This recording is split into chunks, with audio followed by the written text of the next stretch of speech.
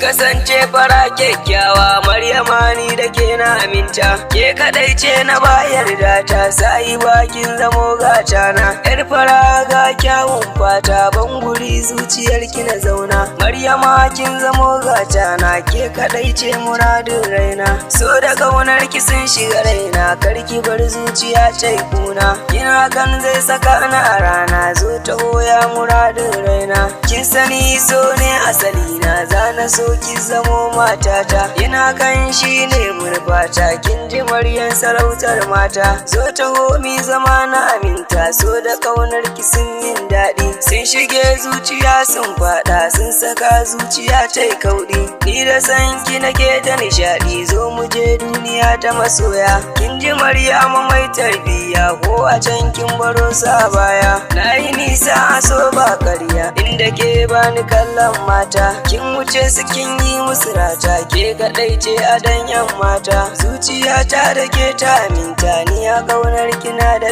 zurfi, so da ƙaunar ki sun mini kaifi, a zuciya suka sa na ji zafi. Maryama san kina da maimai, san ki yi mini daurin gwarmai, ni akan so kira ni da jarmai, kan ki Maryama zan iya komai. Ko faɗa ko nai dambe, ko da mutum ya kasance bebe, zan faɗa kan ki ba na raɓe, in ta duka kamar ba gobe. Ƙaunar ki ce ni take ta ziga ni, kin ji Maryam ki sake kula ni Husaini ne mai ƙaunar ki, Maryama san ki yi min rauni, kullum ke nake ta tunani, karki bar ni so za ya kashe ni, karki bar ni so za ya kashe ni, karki bar ni so za ya kashe ni.